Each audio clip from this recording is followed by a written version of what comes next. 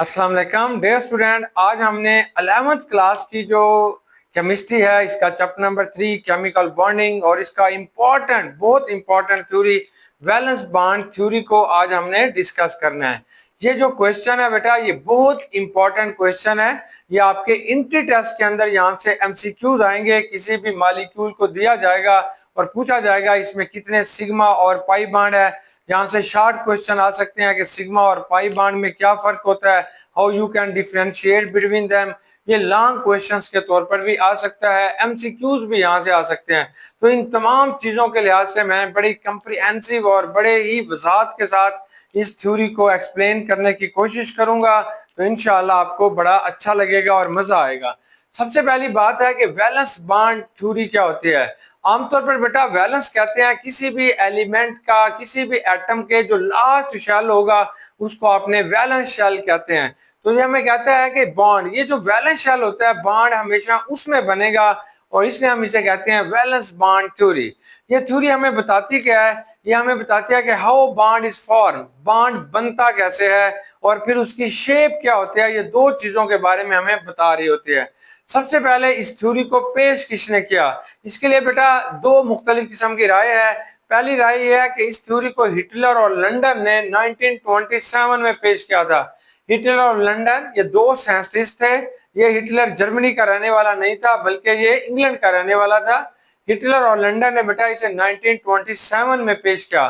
दूसरी थ्योरी यह है कि ये जो वैलेंस बॉन्ड थ्योरी है इसे एल पॉलिंग ने पेश किया, जिसने हमें इलेक्ट्रोनेगेटिविटी के बारे में बताया था। अब ये थ्योरी का मेन मकसद क्या है, this theory explain the formation of covalent bond. ये कोवलेंट बॉन्ड किस तरीके से बनता है, कोवलेंट बॉन्ड के अंदर कौन कौन से बॉन्ड जो होते हैं वो रिस्पॉन्सिबल होते हैं for the formation of covalent bond. ये हमें बताएगा कि उसकी फॉर्मेशन कैसे होगी and also tell us about the shape of molecule, कि किसी भी मॉलिक्यूल की बेटा शक्ल है कैसे होगी।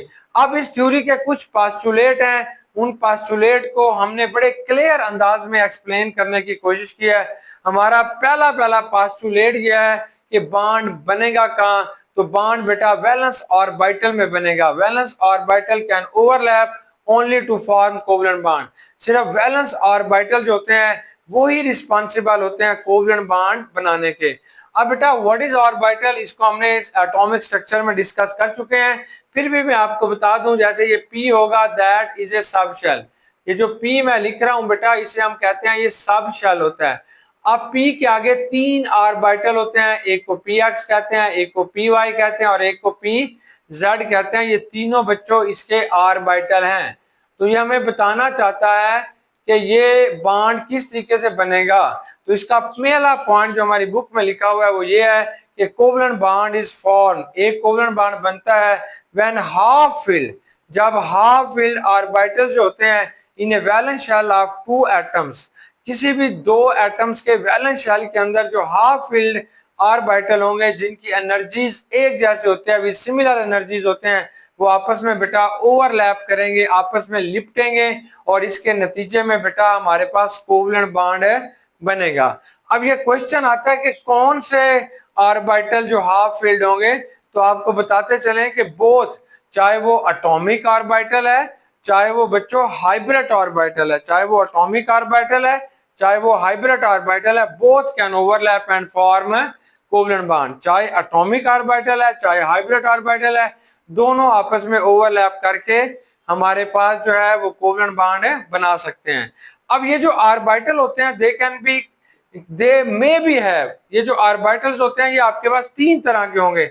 अब आपने याद रखना है कि एक ऑर्बिटल में मैक्सिमम बच्चों दो इलेक्ट्रॉन होते हैं। या तो फुल फिल्ड ऑर्बिटल होगा उसमें दो इलेक्ट्रॉन होंगे, वो फुल फिल्ड होगा, वो इस डेफिनेशन से निकल गया। और हाफ फिल्ड वो होगा जिसमें अंदर बेटा एक इलेक्ट्रॉन होगा और वो मौजूद भी बेटा वैलेंस शेल के अंदर होगा, वो ओवरलैप करेगा। और तीसरा हमारे पास एम्प्टी ऑर्बिटल होगा, एक ऑर्बिटल यहाँ पे मौजूद है लेकिन इसके पास कोई इलेक्ट्रॉन नहीं है, तो ये भी बॉन्डिंग में हिस्सा नहीं लेगा। जिसके पास एक इलेक्ट्रॉन है वो हाफ फील्ड है, वो ही कोवलेंट बॉन्ड बनाएगा। अब ओनली बेटा हाफ फील्ड ऑर्बिटल ओवरलैप, सिर्फ हाफ फील्ड ऑर्बिटल जो होते हैं वो ओवरलैप करते हैं and to form covalent bond. और इसके बाद जो चीज बना के देंगे बच्चों उसे हमने कोवलेंट बॉन्ड कहते हैं। अगर फुल फील्ड और एम्प्टी ऑर्बिटल क्या होते हैं, अगर किसी चीज के अंदर जो होते हैं वो फुल फील्ड है यानी दो इलेक्ट्रॉन है और दूसरा बेटा ये एम्प्टी है, तो ये जो फुल फील्ड ऑर्बिटल होता है ये एम्प्टी ऑर्बिटल को अपने दो इलेक्ट्रॉन दे देता है और इस तरीके से it can be form coordinate covalent bond. Full field और एम्प्टी ऑर्बिटल के दरमियान में बनने वाला जो बॉन्ड होता है वो कोऑर्डिनेट कोवलेंट बॉन्ड होता है और इस तरीके से सिर्फ यहाँ पे कोवलेंट बॉन्ड के लिए शर्त है कि उस ऑर्बिटल के पास एक इलेक्ट्रॉन हो यानी वो हाफ फील्ड हो। अब ये आपके पास पहला पॉइंट था हमारी थ्योरी के अंदर पोस्टुलेट। अब दूसरा पॉइंट यह है कि greater the overlap stronger will be the bond. अगर ओवरलैपिंग ज्यादा होगी, जितनी ज्यादा वो आपस में लिपटेंगे बॉन्ड बेटा उतना ज्यादा क्या होगा, स्ट्रांग होगा। अब हम देखेंगे किन के अंदर ये बॉन्ड स्ट्रांग होता है, किन के अंदर ये बॉन्ड बेटा ऑर्बिटल्स के अंदर वीक होगा। फॉर एटॉमिक ऑर्बिटल हमने कहा कि दो तरह के ऑर्बिटल कोवलेंट बॉन्ड बनाते हैं, एक एटॉमिक ऑर्बिटल होगा, दूसरा बेटा कोवलेंट बॉन्ड होगा, ओ सॉरी हाइब्रिड ऑर्बिटल होगा। एटॉमिक ऑर्बिटल क्या होगा, ये हमारा फार्मूला होगा strength of covalent bond is directly proportional to the effectiveness of overlap, कि ओवरलैप कितनी ज्यादा इफेक्टिवनेस है और इसके इनवर्सली प्रोपोर्शनल होगा इंटर न्यूक्लियर डिस्टेंस, कि जो ऑर्बिटल है इनके दरमियान में फासला कितना है। तो इफेक्टिवनेस के लिहाज से जो ओवरलैपिंग होती है सबसे स्ट्रांग पी की ओवरलैप होगी, यानी जो पी ऑर्बिटल आपस में ओवरलैप करते हैं ये स्ट्रांग ओवरलैप होगी। दूसरा बेटा एस और पी के दरमियान जो ओवरलैप होती है ये होगी और सबसे कम जो ओवरलैपिंग हो रही है वो एस एस की ओवरलैप होगी। जो एस ऑर्बिटल और एस ऑर्बिटल के दरमियान में ओवरलैपिंग हो रही होगी उसकी इफेक्टिवनेस या उसकी स्ट्रेंथ थोड़ी कम है, तो ये एमसीक्यूज में आएगा किसकी इफेक्टिव जो है इफेक्टिवनेस ओवरलैपिंग है, तो आपने बताना है पी ओवरलैपिंग, यानी पी ऑर्बिटल जो ओवरलैपिंग करते हैं इनकी जो ओवरलैपिंग है वो ज्यादा इफेक्टिव है। अब इंटर न्यूक्लियर डिस्टेंस दूसरा ये होता है इंटर न्यूक्लियर डिस्टेंस, कि न्यूक्लियस से वो ऑर्बिटल कितना दूर है। अगर बेटा कोई ऑर्बिटल न्यूक्लियस के करीब है मतलब 1s ओवरलैप कर रहे हैं तो ये मोर इफेक्टिव होगी। अगर 2s और 2s ऑर्बिटल ओवरलैप कर रहे हैं तो ये इससे थोड़ा कम है। अगर 3s कर रहे हैं इसकी इफेक्टिवनेस और कम हो जाएगी, इसकी स्ट्रेंथ और कम हो जाएगी, 4s की बेटा और कम हो जाएगी एंड सो ऑन। अगर हमारे पास ये थे एटॉमिक ऑर्बिटल, अगर आपके पास हाइब्रिड ऑर्बिटल है फिर क्या होगा। हाइब्रिड ऑर्बिटल के लिए सबसे ज्यादा जो स्ट्रेंथ होती है वो strength of covalent bond is directly proportional to the percentage of S character. अगर वो हाइब्रिड ऑर्बिटल है, ये हाइब्रिड ऑर्बिटल्स क्या होते हैं, अगर बेटा ये हम नेक्स्ट थ्योरी के अंदर पढ़ेंगे हाइब्रिडाइजेशन में, बस इतना समझ लें अगर आपके पास दो एटॉमिक ऑर्बिटल हैं जैसे एस और पी को अगर आप आपस में मिक्स कर देते हैं, अब ये जो नया ऑर्बिटल बनेगा that is called hybrid orbital. तो अगर बेटा आपके पास हाइब्रिड ऑर्बिटल है तो उनकी जो स्ट्रेंथ होती है वो परसेंटेज ऑफ एस कैरेक्टर पे डिपेंड करती है। मतलब एस एस पी की ओवरलैप सबसे ज्यादा होगी, क्यों, यहाँ पे एक एस और एक पी है मतलब 50% एस है 50% पी है, तो इन हाइब्रिड ऑर्बिटल की जो स्ट्रेंथ होती है वो ज्यादा होती है बनिस्बत बेटा sp2 में क्या है कि यहाँ पे s जो होगा वो 33% होगा क्योंकि p इससे डबल है, ये 66% होगा। यहाँ पे s करैक्टर जो है वो डिक्रीज होता जा रहा है इसलिए इसकी इफेक्टिवनेस भी कम हो जाएगी। तीसरा बेटा sp3 जो है इसकी इफेक्टिवनेस या इस बॉन्ड की जो स्ट्रेंथ होती है वो सबसे क्या होगी, कम होगी, क्योंकि यहाँ पे जो s करैक्टर है वो सिर्फ 25% है और p करैक्टर बेटा 75% है। हम कहते हैं अगर s करैक्टर ज्यादा होगा तो उस हाइब्रिड ऑर्बिटल में कोवलेंट बॉन्ड जो होगा वो स्ट्रॉन्गर होगा, वो ज्यादा इफेक्टिव होगा।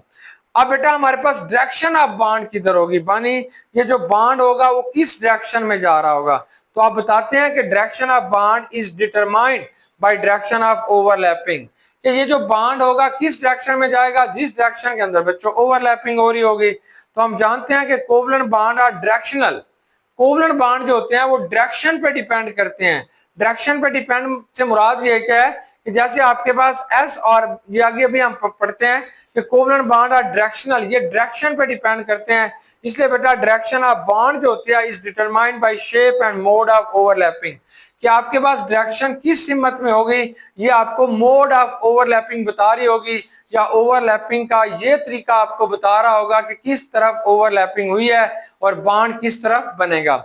अब देखिए बेटा, अगर आपके पास एस एस ओवरलैप है तो एस ऑर्बिटल डायरेक्शनल लेस होता है, तो आप बताओगे कि ये हेड ऑन ओवरलैपिंग है, हेड ऑन मतलब दोनों के हेड ने आपस में ओवरलैपिंग की है।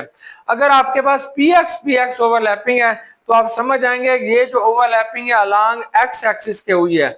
ये बेटा आपके पास पी एक्स होता है तो ये पी एक्स ऑर्बिटल होगा। अब ये दूसरा पी एक्स ऑर्बिटल है तो इन्होंने जो ओवरलैपिंग किया है वो अलॉन्ग एक्स एक्सिस की है। अगर पी वाई ओवरलैपिंग कर रहे हैं तो ये अलॉन्ग बेटा पी वाई ओवरलैपिंग होगी। अगर कोई पी जेड ओवरलैपिंग कर रहे हैं तो अलॉन्ग क्या होंगे, पी जेड होंगे, यानी अलॉन्ग जेड एक्सिस होगा। अगर पी वाई है तो अलॉन्ग वाई एक्सिस होगा। तो जिस डायरेक्शन के अंदर ओवरलैपिंग हो रही होगी, एक्स के साथ हो रही है, वाई के साथ हो रही है, तो उसी डायरेक्शंस के अंदर बेटा हमारे पास क्या बनेगा, वो कोवेलेंट बॉन्ड बन रहा होगा। तो इसका आपने स्क्रीनशॉट ले लें। बच्चों हमें ये बात तो पता चल गई कि कोवेलेंट बॉन्ड ओवरलैपिंग से बनेगा। अब हम ये देखना चाहते हैं कि हमारे पास टाइप्स ऑफ ओवरलैप कितनी किस्म की होगी। तो आपने याद रखना कि ओवरलैप हमारे पास दो किस्म की होगी। एक तो हेड टू हेड ओवरलैप होगा, मतलब सर के सर मिलाना, इसे एक्सियल ओवरलैप भी कहते हैं, इसे लीनियर ओवरलैप भी कहते हैं, हेड टू हेड ओवरलैप भी कहते हैं। कौन से ऑर्बिटल शो करेंगे, एस ऑर्बिटल शो करेगा, पी के अंदर सिर्फ पी एक्स ऑर्बिटल जो होता है वो शो करेगा, और डी के अंदर डी एक्स वाई और डी वाई जेड के जो ऑर्बिटल्स हैं ये बेटा शो करेंगे, और इसके नतीजे में सिग्मा बॉन्ड बनेगा, सिग्मा बॉन्ड हमारे पास बनेगा। अब दूसरी जो होती है उसे हम कहते हैं साइड वे ओवरलैप, यानी साइडों से ओवरलैप करना। हेड टू हेड बेटा ये वाली ओवरलैप होगी, अभी हम करेंगे कि ये एक ऑर्बिटल है, ये दूसरा ऑर्बिटल है, इन्होंने हेड टू हेड ओवरलैप किया। अब साइड वे ओवरलैप क्या होता है, साइड से ओवरलैप करना। जैसे ये एक ऑर्बिटल खड़ा है, ये दूसरा ऑर्बिटल है, इन दोनों ने साइडों से यहां से ओवरलैप की तो इसे साइड वे ओवरलैप कहते हैं। साइड वे ओवरलैप कौन शो करेंगे, पी वाई करेगा, पाई बॉन्ड बनाएगा, पी जेड करेगा, ये भी, ये जो होता है ये भी पाई बॉन्ड बनाएगा, और डी जेड स्क्वायर शो करेगा, ये बेटा डेल्टा बॉन्ड बनाता है। तो यानी ये आपके पास साइड वे ओवरलैप होती है। अब आपने बताना है कि formation of sigma bond, what is sigma bond, के सिग्मा बॉन्ड क्या होता है।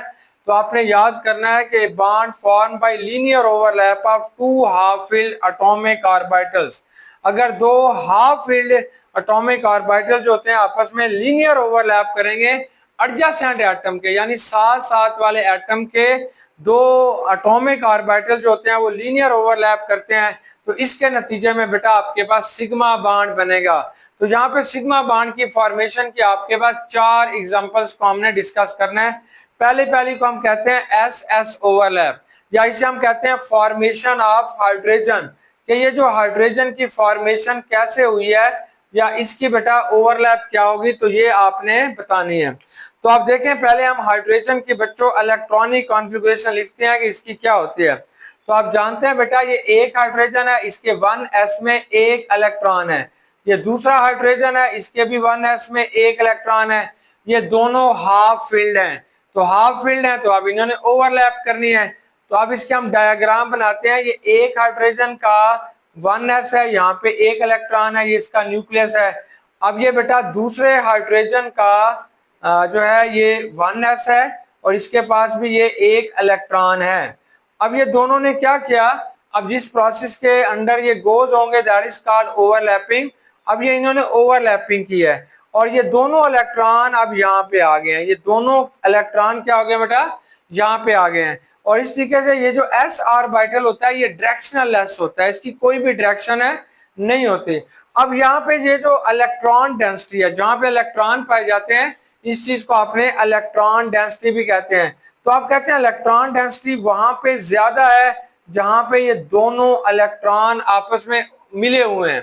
तो electron density is maximum at the line joining the two atom. वो लाइन बेटा जिसके ऊपर ये दोनों एटम आपस में मिल रहे हैं उस लाइन के ऊपर ये इलेक्ट्रॉन डेंसिटी क्या होगी, मैक्सिमम होगी। इसके बाद ये इस शक्ल के अंदर आ जाएंगे, ये एक पॉजिटिव है, ये पॉजिटिव है। वो जो इलेक्ट्रॉन है वो आपको किसी एक जगह पे मिल रहे होंगे और इसको ये जो आपके पास ऑर्बिटल बन रहा है, that is also called molecular orbital. ये बेटा हमारे पास सिमेट्रिकल होता है। सिमेट्रिकल का मतलब है कि इसको आपने दो बराबर हिस्सों में तकसीम कर सकते हैं, क्योंकि यहाँ पे इलेक्ट्रॉन डेंसिटी जो होती है वो यहाँ पे मैक्सिमम है। तो इस तरीके से ये एक सिमेट्रिकल मॉलिक्यूलर ऑर्बिटल बन जाएगा और ये एक नॉन डायरेक्शनल होता है। अब आपने दूसरी जो बात करनी है, इसे हम कहते हैं sp ओवरलैप, यानी एक आपके पास जो ऑर्बिटल है वो s है और दूसरा जो ऑर्बिटल है वो आपके पास बेटा p है, या हम इसे कहते हैं कि फॉर्मेशन ऑफ HCl। यहाँ पे जो आपने मॉलिक्यूल लेना है वो फॉर्मेशन ऑफ HCl के आपने हाइड्रोक्लोरिक एसिड के मॉलिक्यूल की एग्जांपल भी ले सकते हैं। तो बेटा आप इस पे गौर कीजिए, ये हाइड्रोजन है, इसके 1s में एक इलेक्ट्रॉन है, यानी इसका एक ऑर्बिटल हाफ फील्ड है, 1s में एक है। अब हम क्लोरीन को देखें, इसके पास 17 इलेक्ट्रॉन होते हैं, 1s में 2 हैं, 2s में 2 हैं बेटा, इसके 2p में 6 हैं, 3s में इसके 2 हैं, इसका जो 3px होता है वो हाफ फील्ड है और 3py में भी बेटा इसके 2 हैं, 3pz के भी इसके अंदर क्या है, 2 इलेक्ट्रॉन है। तो यहाँ पे ये शर्त थी कि कोवलेंट बॉन्ड वो बनाएंगे जो कि हाफ फील्ड होंगे। हर ऑर्बिटल में मैक्सिमम 2 इलेक्ट्रॉन होते हैं। अगर किसी ऑर्बिटल में एक इलेक्ट्रॉन है तो वो बच्चों हमारे पास क्या होगा, सिग्मा बॉन्ड बनाएगा और कोवलेंट बॉन्ड। तो देखो ये 3px में एक इलेक्ट्रॉन है। अब हम देखते हैं कि ये जो 3px होता है इसकी शक्ल कैसी होगी। तो ये बेटा हम इसको ड्रा कर लेते हैं। तो ये 3px होगा डम्बल शेप, ये 3px है और ये हाफ फील्ड है, वो इलेक्ट्रॉन इधर है। अब ये क्लोरीन का एटम है। अब हमारे पास जो हाइड्रोजन है इसका जो एटॉमिक ऑर्बिटल हाफ फील्ड है वो 1s है। तो ये दोनों आपस में अब ओवरलैपिंग करेंगे, यानी ये px है और ये हमारे पास हाइड्रोजन का ऑर्बिटल है। तो इन्होंने यहाँ पे क्या कर दी बेटा, ओवरलैपिंग की। अब ये जो px है ये डायरेक्शनल है, यानी इसकी डायरेक्शन है कहाँ पे है, अलोंग एक्स एक्सिस। ये जो s ऑर्बिटल है इसकी डायरेक्शन नहीं है, ये डायरेक्शनल लेस है। इस तरीके से हमारे पास यहाँ पे ये बॉन्ड बन जाएगा, यहाँ पे इलेक्ट्रॉन डेंसिटी क्या होगी, मैक्सिमम होगी। इसके बाद बेटा ये जो इलेक्ट्रॉनिक जोड़ा है ये, क्योंकि ये क्लोरीन मोर इलेक्ट्रोनेगेटिव है, ये इस इलेक्ट्रॉनिक जोड़े को अपनी तरफ खींचेगी, तो ये इलेक्ट्रॉनिक जोड़ा थोड़ा क्लोरीन की तरफ बच्चों शिफ्ट हो जाएगा और ये वाला आपके पास कोई ऐसा शक्ल में बन जाएगा, एक बड़ा लोब हो जाएगा और एक क्या हो जाएगा, छोटा लोब। ये जो बड़ा लोब है ये क्लोरीन को जाहिर कर रहा है, इसके ऊपर नेगेटिव चार्ज आ जाएगा और ये जो छोटा लोब है बच्चों ये हाइड्रोजन को जाहिर कर रहा है, इसके ऊपर पॉजिटिव चार्ज आ जाएगा। इस तरीके से ये जो आपके पास एक मॉलिक्यूलर ऑर्बिटल बन गया है जो कि sp ओवरलैप से बन रहा है, तो दैट इज ए अनसिमेट्रिकल। ये आपके पास बराबर दो हिस्सों में तकसीम नहीं हो सकता, इसलिए आप इसे कहते हैं कि ये आपके पास एक अनसिमेट्रिकल है, बराबर बराबर हिस्सों के अंदर ये नहीं बना हुआ। इलेक्ट्रॉन डेंसिटी जो होती है वो क्लोरीन की तरह बेटा ज्यादा है। अब नेक्स्ट आपने बतानी है कि px ओवरलैप, जो तीसरा को जो है सिग्मा बॉन्ड की फॉर्मेशन में हमें बताया जा रहा है वो px ओवरलैपिंग के बारे में बताएगा। या इसकी बेटा आपने एग्जांपल लिखनी है कि formation of Cl2, formation of Cl2 के क्लोरीन के मॉलिक्यूल कैसे बनेगा। तो क्लोरीन के पास 17 इलेक्ट्रॉन होते हैं, अभी हमने लिखा था, 1s में 2, 2s में 2, 2p में 6 और 3s में बेटा 2 इलेक्ट्रॉन, 3px में इसका एक इलेक्ट्रॉन होगा, 3py में भी 2 होगा, 3pz में भी बच्चों 2 होंगे। तो ये इसका हाफ फील्ड है। एक और क्लोरीन आपके पास आएगी, इसके 1s में 2 होंगे, 2s में 2 होंगे, 2p में 6 होंगे, 3s में भी 2 इलेक्ट्रॉन होंगे, 3px में इसका एक इलेक्ट्रॉन है, 3py में बच्चों इसके 2 हैं, 3pz में भी इसके कितने हैं, 2 इलेक्ट्रॉन है। तो ये सारे फुल फील्ड है, सिर्फ इसका px जो है वो हाफ फील्ड है। तो अब आप इसको बना लोगे, ये एक क्लोरीन का जो होगा वो 3px है, एक क्लोरीन का हाफ फील्ड px ऑर्बिटल है। तो ये बेटा दूसरी क्लोरीन होगी, ये इसका 3px जो होगा ये हाफ फील्ड है। अब फिर ये दोनों हाफ फील्ड ऑर्बिटल आपस में ओवरलैपिंग करेंगे। तो यहाँ पे इन दोनों ने आपस में ओवरलैपिंग की, तो ये इलेक्ट्रॉन यहाँ पे इनके पास जो है वो जो इलेक्ट्रॉन डेंसिटी होती है वहां पे मैक्सिमम है, जहां पे ये दोनों ऑर्बिटल आपस में बेटा ओवरलैपिंग कर रहे हैं। तो ये भी आपके पास पी एक्स है, ये भी बेटा आपके पास क्या है, पी एक्स है। इसके बाद इसकी जो शक्ल होगी वो कुछ ये जो Cl2 का मालिक्यूल बनेगा वो बच्चों एक टॉफी की तरह बन जाएगा, यानी एक इसका रैपर इधर होगा, एक ऐसे। अच्छा, ये जो आपके पास बन गया ये Cl2 है, ये जो मालिक्यूल आपके पास बन गया दैट इज ए Cl2। अब ये जो आपको स्ट्रक्चर नजर आ रही है दैट इज ए सिमेट्रिकल। ये सिमेट्रिकल है, क्यों सिमेट्रिकल है? क्योंकि क्लोरीन की इलेक्ट्रोनेगेटिविटी दोनों क्लोरीन की सेम है। तो ये शक्ल कुछ ऐसे बन रही है, एक क्लोरीन, ये एक इलेक्ट्रॉन, ये दूसरा क्लोरीन, तो ये दोनों क्लोरीन की बेटा इलेक्ट्रोनेगेटिविटी सेम है। इलेक्ट्रोनेगेटिविटी क्या होता है कि इस इलेक्ट्रॉनिक जोड़े को अपनी तरफ खींच लेना, इसे आपने इलेक्ट्रोनेगेटिविटी कहते हैं।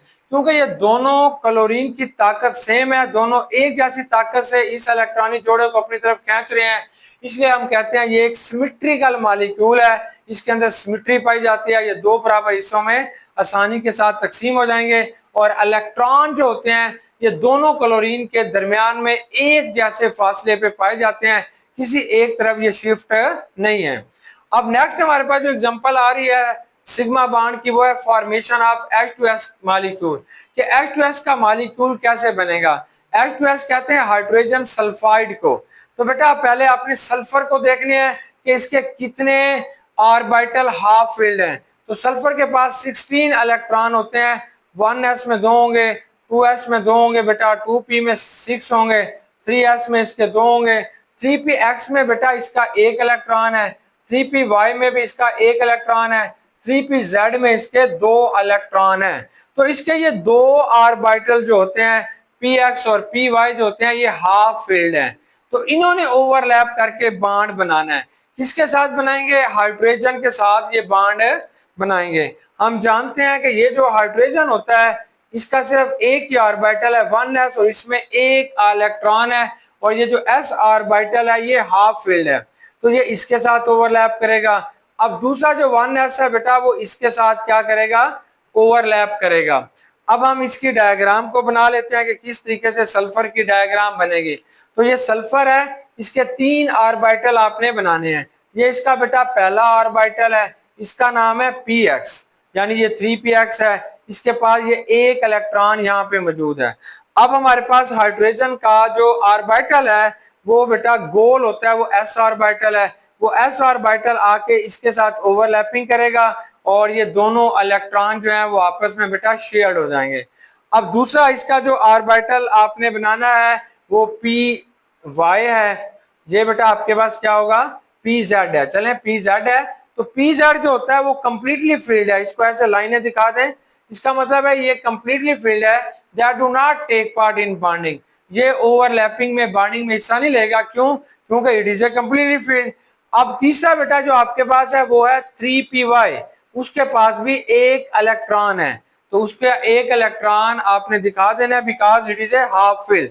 अब इसके साथ आपने हाइड्रोजन की ओवरलैपिंग कराएंगे, तो ये हाइड्रोजन इसके साथ बेटा ओवरलैप कर रहा है, तो एक इलेक्ट्रॉन हाइड्रोजन का था, दोनों ने ओवरलैपिंग कर ली, तो ये एक सिग्मा बॉन्ड बन गया।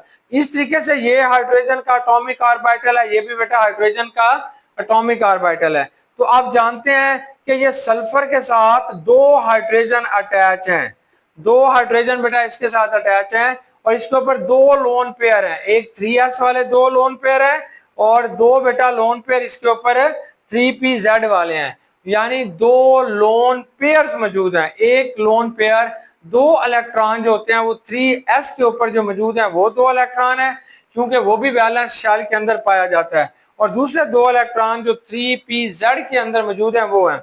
अब बेटा ये जो हमारे पास सल्फर होता है या H2S का मॉलिक्यूल होगा, इसमें 2 सिग्मा बॉन्ड पाए जा रहे हैं। एक सिग्मा बॉन्ड इसमें सल्फर और इस हाइड्रोजन के दरमियान में पाया जा रहा है, मतलब लेफ्ट हैंड साइड में पाया जाता है, और दूसरा सिग्मा बॉन्ड जो होता है वो राइट हैंड साइड पे मौजूद जो हाइड्रोजन है इसके दरमियान में पाया जाएगा। और यहाँ पे जो बॉन्ड एंगल होता है वो 92 का हो जाता है, 92 डिग्री का। अब ये जो सल्फर है इसका ये बॉन्ड एंगल क्यों बड़ा हो गया? क्योंकि इसके अंदर जो रिपल्शन होती है वो वाटर की निस्बत से ज्यादा है। अब इसकी स्ट्रक्चर है तो सेम पानी की तरह, पानी की स्ट्रक्चर भी यही है कि यहाँ पे एक लोन पेयर बेटा इधर होता है और एक लोन पेयर क्या होगा, इधर होगा। तो ये आपके पास वाटर की स्ट्रक्चर बनती है सेम H2S की तरह।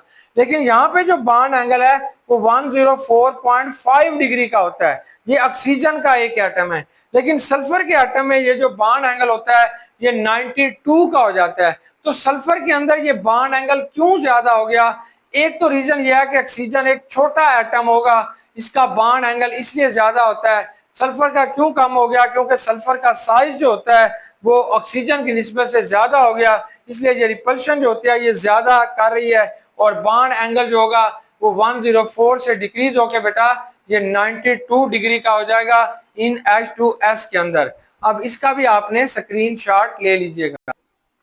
अब बेटा हमने देखना है कि पाई बॉन्ड कैसे बनेगा। तो formation of pi bond, covalent bond में दो तरह के बॉन्ड हो सकते हैं, या सिग्मा या पाई।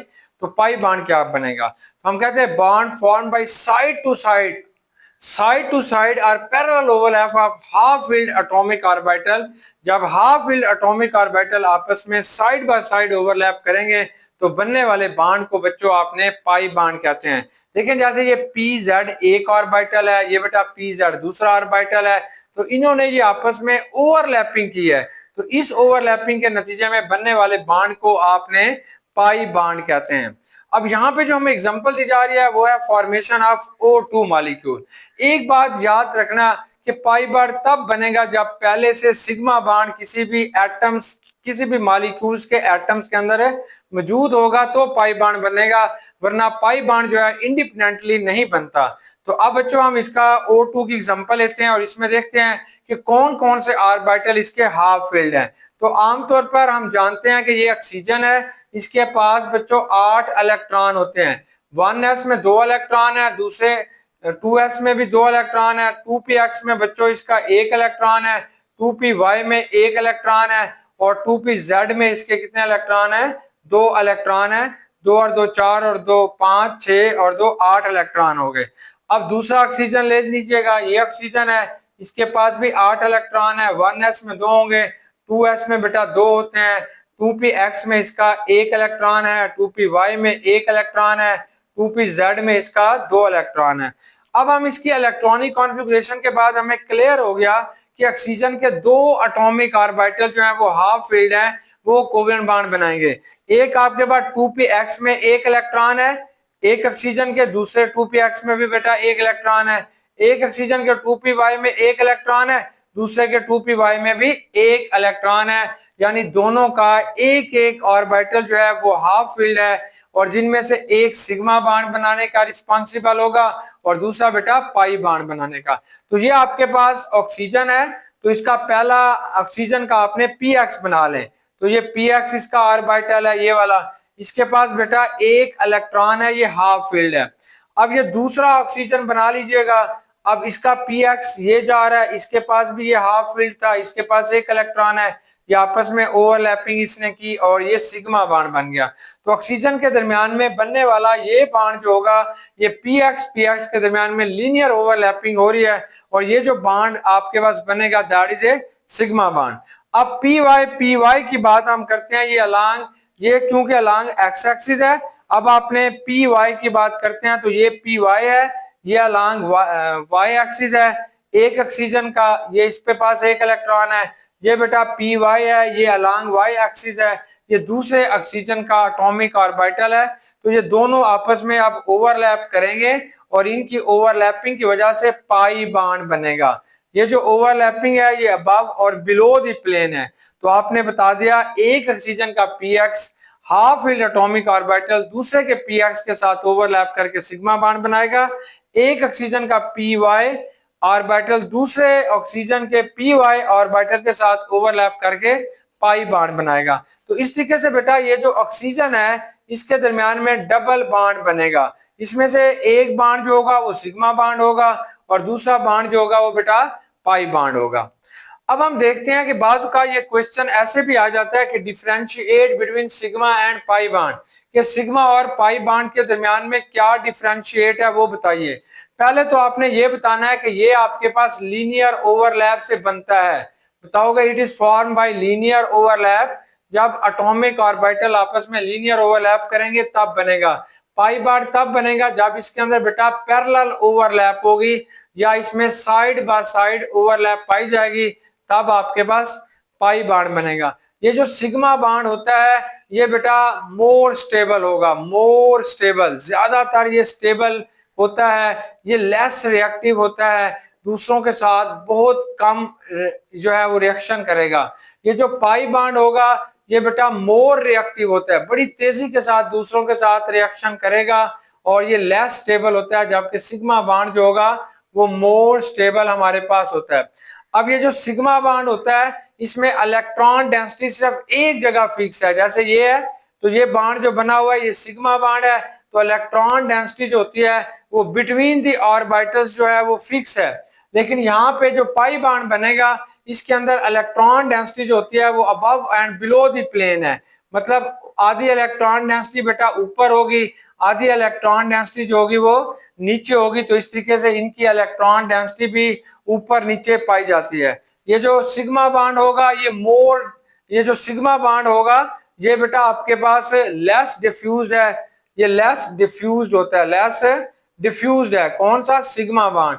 ये जो पाई बॉन्ड होता है that is a more diffuse, ये एक दूसरे में ज्यादा डिफ्यूज है, ज्यादा घुसा हुआ है, ऊपर से भी अबव द प्लेन भी है और बेटा बिलो द प्लेन भी है। ये जो सिग्मा बॉन्ड होता है ये हमारे पास आमतौर पर किसी भी मॉलिक्यूल्स के जो एटम होते हैं उनके अंदर सिर्फ एक सिग्मा बॉन्ड होगा और एक ही बनता है, मतलब अगर कार्बन और हाइड्रोजन है तो इनके दरमियान में सिर्फ एक सिग्मा बॉन्ड बनेगा, कभी भी दो सिग्मा बॉन्ड नहीं होंगे। अगर किसी के दरमियान में दो बॉन्ड है तो एक सिग्मा बॉन्ड होगा, अगर किसी चीज के दरमियान में तीन बॉन्ड है तो एक सिग्मा बॉन्ड होगा, मतलब किसी भी दो एटम्स के दरमियान में बनने वाले सिग्मा बॉन्ड की तादाद हमेशा एक रहती है, लेकिन पाई बॉन्ड की तादाद बेटा चेंज होती रहती है। जैसे ऑक्सीजन के